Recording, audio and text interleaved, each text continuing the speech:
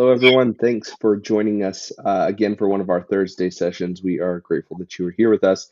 Today, I am joined with Scott here on our call. Scott, how are you doing today? It's a Wordle and 3 kind of day, man. It's a Wordle Yeah, 3 kind of day. So yeah, yeah. Understand that. Um, so we are in the middle of our reconciliation series where we are talking each week about reconciling different types of relationships. In the first week of this series, we talked about our relationship with creation, whereas in this last Sunday and then the weeks coming up, it's more interpersonal, relationally. That we are looking at some of this idea of reconciliation. So, as I was looking through some of Scott's notes and we were planning for last Sunday, there was this section that he highlighted as like, hey, I may not get to this. This may be on the cutting room floor, which to me always says this is a great thing for us to talk about. We're going to spend most of our time today going through that. And it was this acronym of BLESS. Scott, can you give us a little bit just of the background on that? And then we can kind of dive into what that stands for? sure, yeah, there's this acronym BLEST, and it didn't originate with you or I. It was an organization called Verge Network that really just aims, and this is the heart of the Foundry, to not just see church or even the work of sort of reconciliation is like, oh, I'm going to come to this destination, receive a message and a couple of songs, and then like, oh, well, then like all of my like relationships are transformed. But rather, and there's certainly an approach people have. Some people are all for that approach as far as church, and some people have really kind of walked away in disdain, and we're like, if that's what church is, no thanks, not Mhm. interested in that. Yeah. Rather, so anyway, this idea of blessed would be really just to kind of say, if you and I really are the church, if church isn't a building, it's you and I being agents of reconciliation. How do we aim to do that? How do we begin to think about that? How do we really think about the idea that we've been blessed, the scriptures say, to be a blessing? And then how do we really begin to bless our neighbors? So it's an acronym to kind of get us thinking about that in a more Mhm. specific, like, oh yeah, I can start there. I don't know where to start. I can start right there. So, Yeah. you want me to go through the 5 really fast, and then we can Yeah. Go break. ahead and just Yeah, share what those five are, and then we can start to break them down. yeah. And so the B is to begin with prayer, and then the L would be to be a listener. The E is to eat and eat strategically in that sense. The S, the idea of serving others, and the other S in bless would be the idea of story. Both a shared story, us sharing our story, but creating space to hear other people's story as well. Yeah.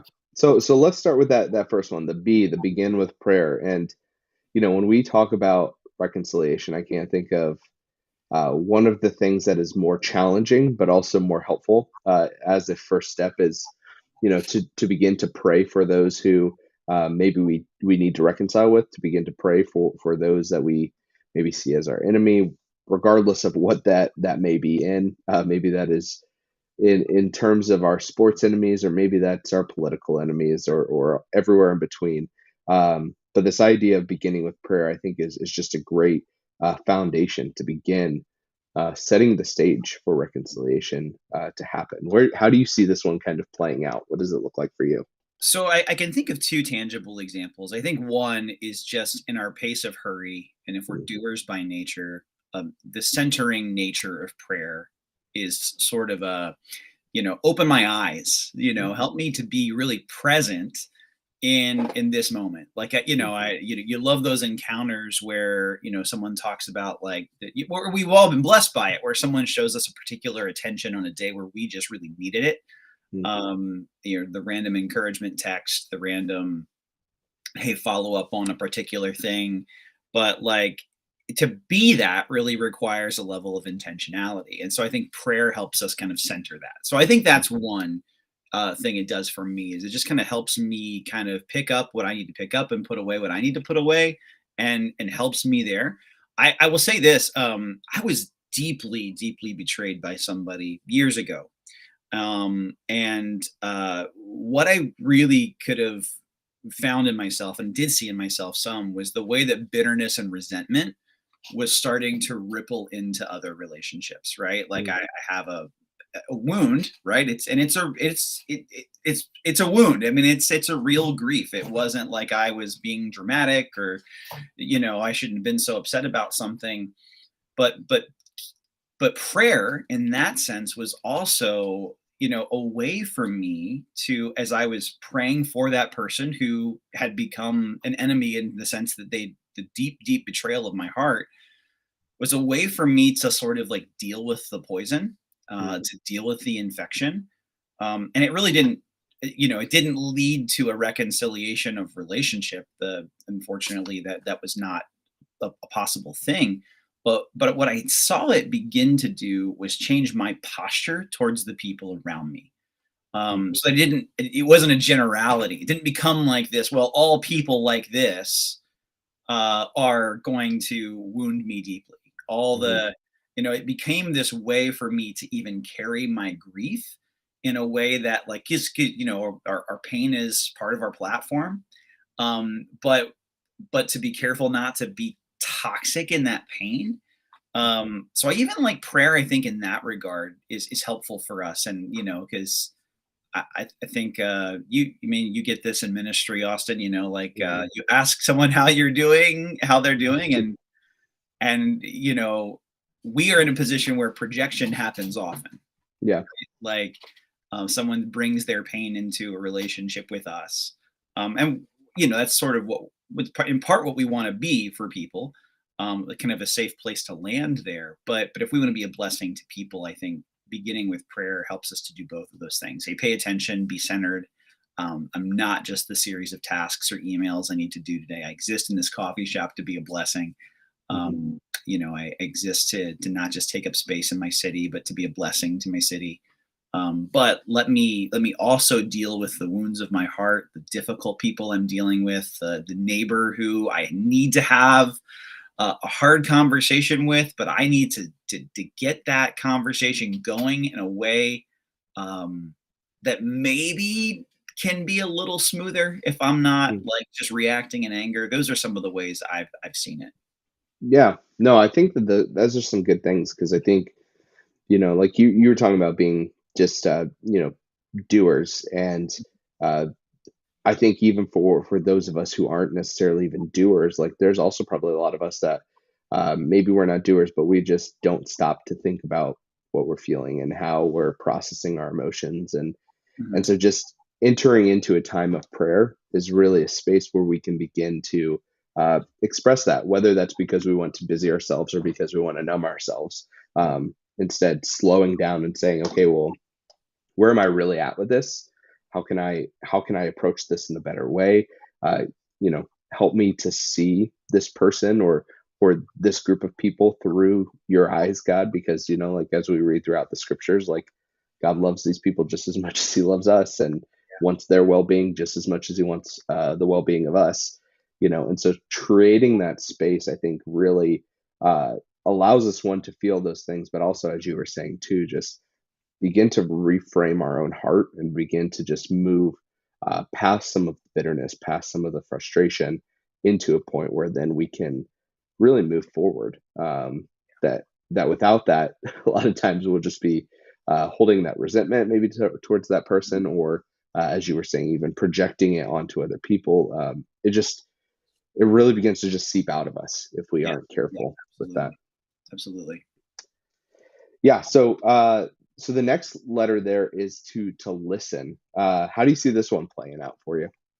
So I Austin, I can't remember like, just the full of your like kind of youth ministry experience growing up. And it certainly wasn't something even I remember being overtly sort of memorized, but something I internalized somewhere along the way, maybe going to festivals or whatever, that was that the gospel was this series of like talking points Mhm. to memorize, why the Bible's credible, why the resurrection, this, why the culture war issues, why we were right and they were wrong. Mhm. And I have a real like embarrassment when I think about a young zealous like 17 or 18-year-old Scott in high school, like, you know, rocking into those like conversations with his Christian t-shirt and probably being a little bit overbearing. mm, not really being interested in listening to the stories. I was, part of the punk music scene in our town was a little bit like you take a stand for mm, the thing. I mean, even the bands that were not faith-based bands, the DC general area like music scene was very tolerant, but it was very like you got to take a stand, like you got to mhm, say your piece. That you got the microphone, and I think I internalized a narrative that that's what sharing my faith was. I'm not mm, ashamed of the gospel. Neglecting James too, to be quick to listen, slow to speak, slow to become angry. Um, and man, people will like, and I think that while I think there is room for debate and conversation about many of the talking mhm, points here, I think it really checks me as someone who kind of talks for a living, mm, in a sense, to preach, but to really be sensitive and hear, even as I'm writing essentially a 20 plus minute message that we hope is helpful and all that good stuff. Like, but to really hear where people are, mm, to really hear the thing they're going through, to really hear the story. This is and I think basically any culture war talking point, right? This is what the other side is like wishing the other side would do. Can you listen for a minute and mm, stop yelling at me, stop telling me why I'm an idiot, and like really hear and enter the stories behind this conviction. mhm, And like, and that I just think the older I get, the less I want to be the high school version of myself. mhm, I want to be courageous. I want to share my faith. I want to be a blessing to people, but I don't want to. But I want to hear. It's like I feel like I can't. I need to be able to contextualize it to where somebody is, mm, and I don't know where somebody is if I don't shut up and listen. mm. Yeah. Yeah. Well, and I think with listening too, one of the best things when you do listen is you realize that um, there is both an individualized version of things and a group mentality Yeah. um, that oftentimes are quick to like forget one or the other. Like Mhm. either we create our mindsets based on like, well, this is how this group views this thing, or hey, I have this one friend who views it this way, and therefore everyone should. Yeah. But when we take the time to listen, we can begin to just process like, okay, well, one, there is group impact on people. There is, the way that certain people process the world based on their circumstances or based on who they are. But then there's also like that lived experience, like you're saying, that people bring into situations, and each one of those is different. And if we're just quick to throw everything at the wall and just assume that everyone is the same, like as you were saying, like we can just miss where people are. We can miss the opportunity. And when it comes to even conversations on like interpersonal reconciliation, like Right. even just relationships, like I can't tell you how many times like you enter into this space of like, well, let's share with one another and let's listen to each other. And immediately it's like, oh, well, I just misinterpreted what you said, or I didn't understand your perspective. But now that I understand it, now it makes sense. Yeah. I think a lot of times it really just brings down the defensiveness and the walls that kind of keeps us separated from one another. Yeah. And I think just to riff on that, something I just know in myself is that when I am not listening, when I put it this way, when I'm listening to what's in my own head as opposed to what you are saying, I'm actually building a narrative. I'm rehearsing a narrative Mm, about like, why did you say that? Well, you said that obviously because you think that I'm a bad friend, or you obviously said that because you are whatever the thing is. And I might have internalized an entire narrative that I'm now responding to. And I'm mm, getting like increasingly angsty in yeah. my own head about something that if I had just, this is not exactly what you're, like the listening, but like if I had taken time to listen or come to you and say, hey, can you help me understand where that came from? Can you help me Mhm, understand that I was frustrated by this, but can you help me understand where that came from? Like the the power even in that versus Mhm. like the jumping to the you statement. I mean, there might still be an offense to sort out. There might still be opinions that cannot converge and find common ground in, but like it definitely helps us even make sure that our motives are pure Mhm. in that, if in case, there's not reconciliation in the end, like, Yeah. hey, I've done my part here. I've not just been a loud, resounding gong. Mhm. You know? Yeah, in a sense, it almost, by, beginning with prayer and listening, even if the reconciliation does not happen to the relationship, there at least is an internal reconciliation that can happen of Mhm. like, Yeah, I know that I did what I needed to do. I know I put myself in a posture of humility and saying, hey, I want to reconcile in this relationship. And yeah, maybe it doesn't turn out that way, but internally, at least, you can feel a sense of just relief that you did what you could do in the situation, trying yeah. to understand another perspective. Yeah, like you just have that like mind when you live in a city, there's like, the developments happening and sometimes you see the signs and you're like, man, did they listen to anybody that lives here? Did Yeah. they listen? Did they pay attention? I mean, I know they got stat sheets and demographic research and whatever, but like, have they sat in on Hmm. whatever to try and like if because like we tend to react viscerally when it feels like someone's not listening to us, but the people that do listen to us, we're drawn to them. We're, Yeah. and it just it does lower our defenses. Hmm. So I think it's a powerful thing that God gives us to be a Yeah. blessing to people. Yeah. And I think the only other thing I'd just kind of add here, you know, going off of your analogy there of like all the stuff happening in the city or road construction or whatever it may be, I think a lot of times we don't listen holistically to some of those things, Yeah. and so like we're the same people that are like complaining that the roads are bumpy are the same people that are complaining that the roads are then shut down because they're trying to fix the bumpy roads. Indeed, Like indeed. these are people that who Guilty. Sorry. listen to what we ask them to do, Right. and they're trying to correct those things. Mm, And yet we're over here like not listening to, okay, well, we were responding to what you wanted. mhm. And obviously like that's a frustration that many of us feel here or there from just work that's going on in and around us, developments and construction and whatnot. But I think that also applies to a lot of our relationships as well. That there's not this broader holistic listening approach. Sometimes we just very much focus in and center in and miss what is actually going on and how maybe the person has responded to what we have asked them to do. You know. Right. Yeah. Yeah. Absolutely. All right, so the next letter in this was the E, which stood for eat, Yeah. which obviously is something that we do. But how do you see that kind of playing out in this idea of reconciliation or bless? Well, in general, I recommend eating. I like eating, and Yeah.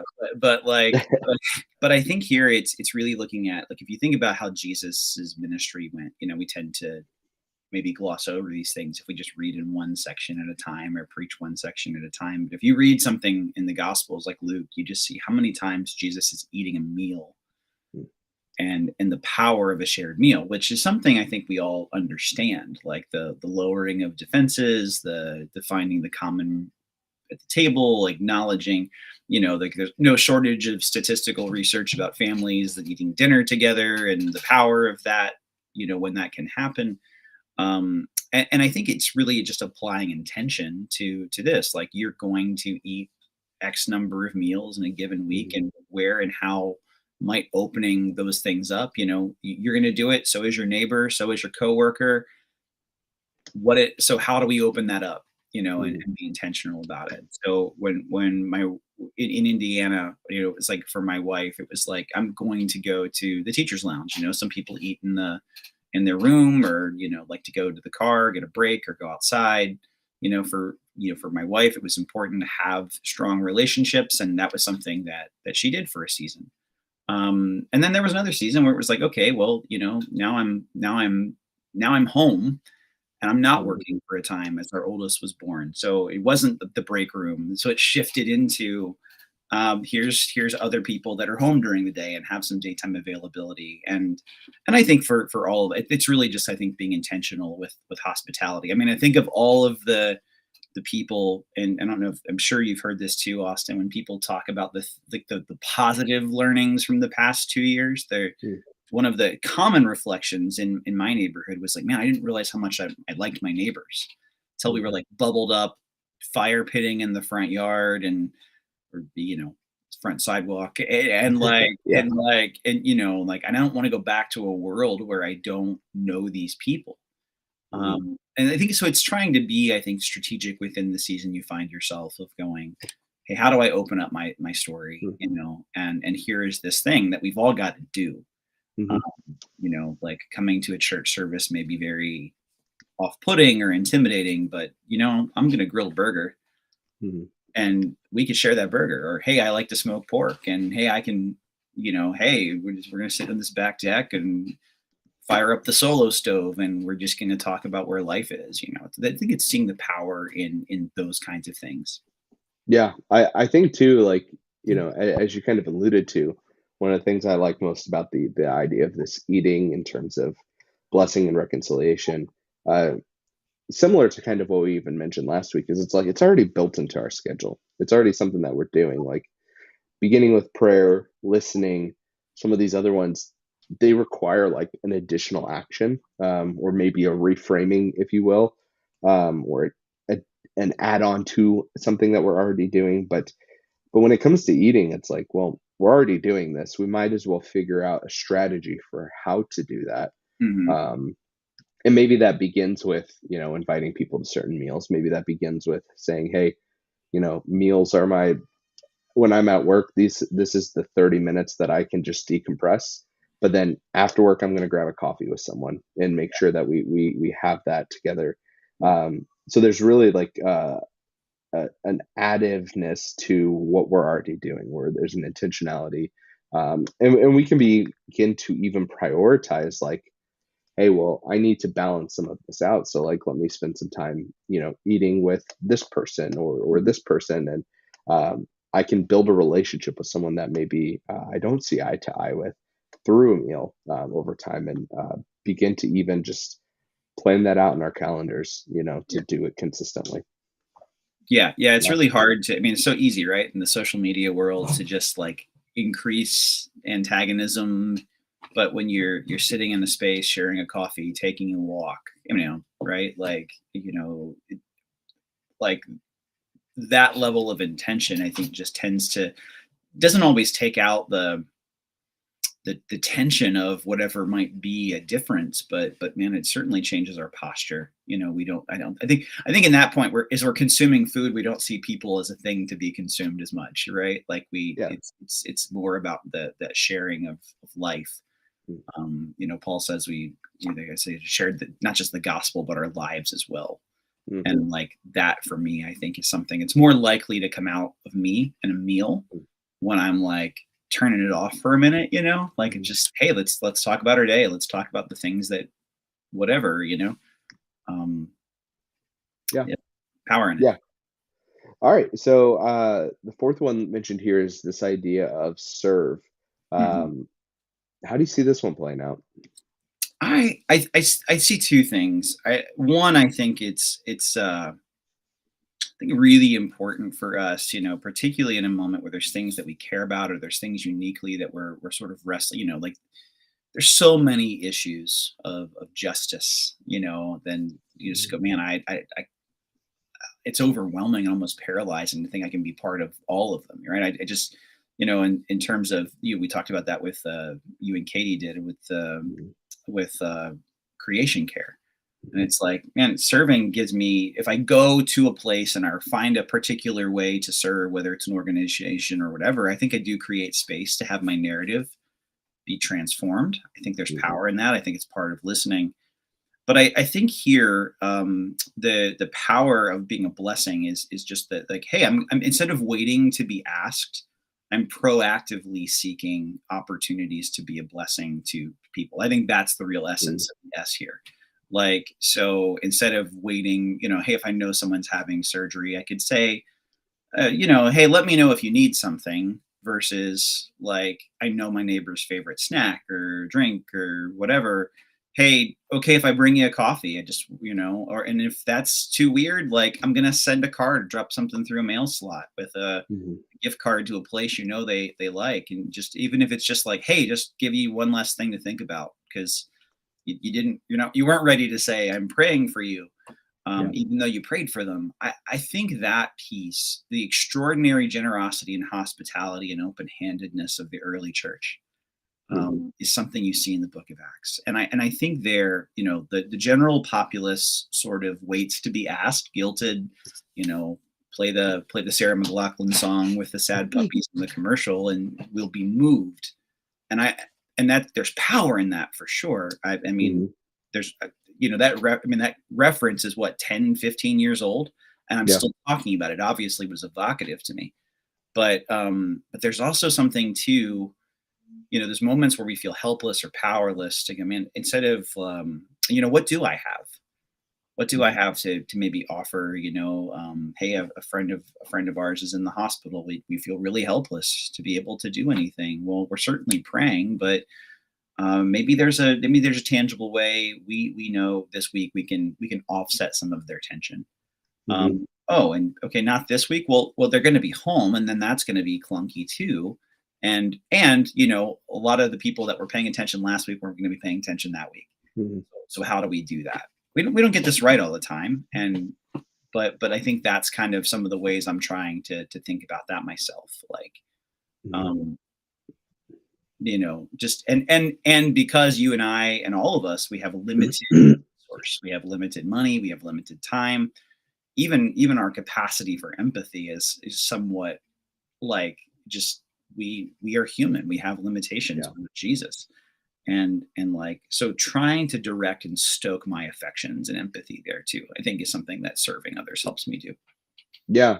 No, I think that's good. I think that one of the things that you mentioned that I think is really helpful when we think about like a strategy to serve, like obviously I feel like something we often talk about in the Foundry is this idea of like, don't just wait to be asked. Like, let's try to be proactive in Mhm. how we think about that.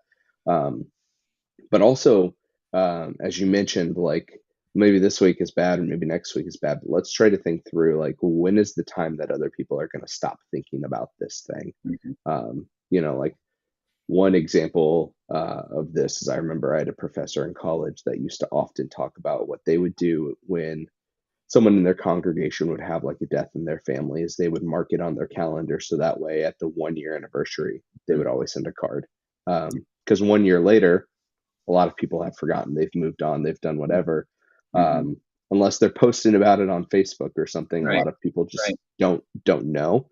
Yeah. Whereas for the people struggling and suffering, like just for someone else to even acknowledge, like, hey, I know this is a tough day or this is a tough week, and you're at least, front of mind in front of my prayers for this week.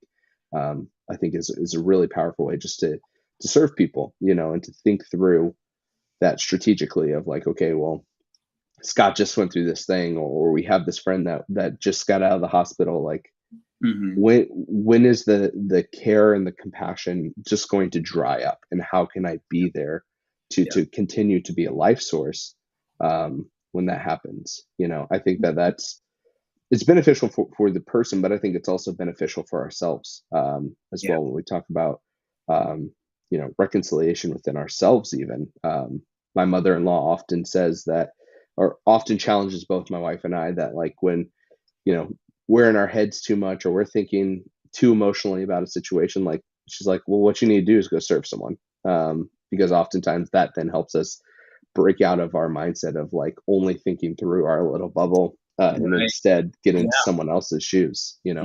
100%. Yeah. That's a good word. I mean, that truly. Yeah. So then the last S here is this idea of stories, both yours and theirs. Talk to me a little bit about that one. Yeah, and I think the listen is where we capture a lot of their story. I mean, the Hmm. eating, the serving, we sort of gather, if we were to work the acronym, not that it's an equation, you would infer that understanding the story that someone's coming from, um, is an important piece. But again, I think like um, more than just a narrative of, here is the 10 points about Christianity that need to be memorized and like dropped into pamphlets and put in people's, you know, mailboxes. Like the power of how that lands in our story, the power of, a firstborn perfectionist who um, was kind of a rule follower, but kind of, like just, or the person who moved to the city Mm, when other people think about moving away from the city at mhm, this season of life, we move to the city in, or, why did, just the pieces about our story, like being available, being human, um, and then being able to articulate as best as we can in a moment the thing that God is doing right then, right? mhm, Like I can sometimes feel a pressure to be a finished product. mm, I have to, and some of this is a pressure that's projected, right? As a pastor, I should have a hot, I've been asked to be an epidemiologist, a social mhm, worker, a public health expert, be able to solve hundreds of years of racial injustice, a legal analyst that knows the implications of, Supreme Court decisions. Like there's a pressure I internalize sometimes that if I internalize it too much makes me robotic. It mm, paralyzes me. Like, okay, well, I will say nothing because if I'm wrong, if if I'm not the finished and most polished product, then you will reject. I don't want you to reject the gospel mhm, on the account of my humanity. But I think what people obviously are looking for, and we know this in our own conversations, is like an authentic picture of what it means to be human, right? Transformed mhm, by Jesus, but also to wrestle as a human, to feel the sting of suffering, um, to wonder aloud mm, sometimes why bad things happen in this world, and to not just be so quick with the rehearsed answer. Well, mhm, and and that's something I have to tell myself a whole lot. I that that it's okay to that it's okay to not be the finished product, and that mhm, part of what God is doing in connecting our stories is is working in that humanity, strength being made perfect in weakness, and it doesn't mean I have to tell everyone everything about everything, and it doesn't mean the world needs to know every thought I've had about any of the issues I mentioned. I'm not like I just, but in a way that's consistent with my personality. Because the other thing mm, I do is I kind of minimize my own story and go, well, if I was mm, more like Austin, mhm, then I would be more effective at being a good neighbor. mm, If I was more like whoever, then I would be more effective at like, and and I think this is really an embrace of like, what is God doing in your story? What is mm, God helping you see about yourself that that that can be brought to the freedom of Christ? What is the unique parts of your story that um, where you share them endear you? Like people move in, they don't move away, they move in because they're like, oh, I didn't know that that's something people of faith thought about or struggled with. mm, Um, yeah, so that's where it comes to mind for me, the reminder to not compare, mm, and to really sort of be willing to be an unfinished product in mhm. some of the relationships that are closest to me. Yeah. Yeah, I think that's good. I think that when it comes to story, I think one of the ways that it benefits us too is to help us just see uh, kind of how our story fits together, kind of like Mhm. what you're saying, um, not just from a comparison lens, but like, oh my gosh, like, hey, I'm in this situation and I'm, trying to reconcile with this person. And sometimes if we're able to like truly tell our story and look back at our story, like we talked about a few weeks ago with genogram and whatnot, we can say, Mhm. okay, well, maybe this is because of this situation from my childhood, or maybe this is the way I responded to this was because of a situation that I faced when I was in college, or whatever the case may be. Um, that we're able to kind of put together some of the puzzle pieces. Not that uh, it's going to be perfect, or it's a science that we can Mhm. navigate and make sense of everything if we just have this one little nuance. But at the same time, I think that it can help us just frame in the perspective that we're coming to. And it can give us some context for the other person too, if we're truly listening. I think that we need to be careful not to just like project stories onto them, as you were saying earlier, or saying, "Hey, let me, Scott, I know that we are reconciling here, and I've offended you, but let me connect the puzzle pieces for you of like why you got upset." That's not helpful. But it can give us some context that maybe internally we can say, "Hey, maybe this is something that Scott's going through. Like now I know Mhm. a little bit more about him. Now that I'm thinking through it through my lens and thinking through it holistically, now I can kind of come to the table and just say, hey, I get where we're both coming from, and it makes sense. Mhm. Makes a little bit more sense. It may not, again, solve everything. It may not put everything into the perfect little box, um, but it begins to kind of just weave together a narrative that makes sense and helps us know where where we need to grow, maybe where we also need to reconcile that we've not realized in the moment, because a lot of these relationships that we have are a lot more intertwined in terms of how we handle it than we may even realize. um, yeah, so I think that's good. I like these five things. It's just a great starting point again when it Mhm. comes to reconciliation, and just the ability to dive deeper in some of that Mhm. with our relationships. Um, One other thing I wanted to ask you about a little bit before we got off here was, you talked about this article that this guy from the Ringer wrote, Jonathan Sharks, about cancer, and his struggle with cancer. And um, I was just curious to hear kind of your perspective on it, if there was anything that you kind of didn't get into that you wanted to dive a little bit deeper. I know when I read through it, one of the terms that really stuck out was this idea of relational insurance, and the role that that should play in our lives. But I just wanted to see if there was anything else that kind of stuck out from that in terms of the idea of reconciliation. Yeah, so I believe the article is called "Does My Son Know You?" I Hmm. think that's what it's called, but it's Ringer, Jonathan Sarks, and man, it was just a poignant and powerful. Like, in his family of origin story, there's the death of his father at an early age, and sort of the thing that we kind of saw or talked about, like the guys that hand on the shoulder, they're there, we're there for you, and then but like life just kind of rolls forward. Hmm. So now having his own cancer diagnosis and having a son at a much younger age than when he lost his father, really trying to think through the network of relationships. He refers to his church's like small group that he's a part of, and how that's so not like him and his personality, but now like I can't afford not to have this. Hmm. And I'm so glad on the front end of all the other stuff that I'm going through now. I did invest, and the crescendo of the article would be the thing I'm going to ask my life group in heaven is, does my son know you? Hmm. Does my wife know you? In other words, are we going to live now in a way that will, you know, reflect, even a transformational presence in the lives of Hmm. people down the road, should I, the connector to those worlds, not be there.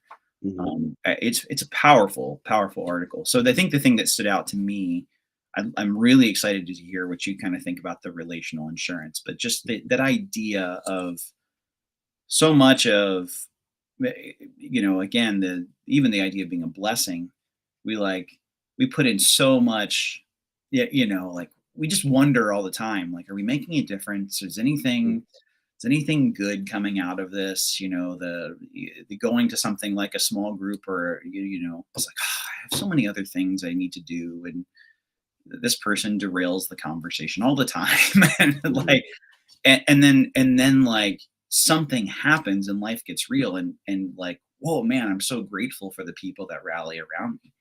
And I think we minimize the relational credibility when we are trying to be a blessing to people, that's gained we are showing up in those little moments, because it's those little moments, right? The play how you practice analogy kind of stands to form, like, so that's the thing that took out from me. I mean, I think it really was a conviction on my part to not just be waiting till the next season Mm. to find to find connection for myself, for my family, or to be a point of connection for myself or my family, because this 2 years has been so crazy, and because Mm. all the things we had scripted, like all the rhythms that we created, were erased Mm. in the rebuilding. So yeah, what were you? Tell me a little bit about the relational insurance piece and how that grabbed you. Yeah.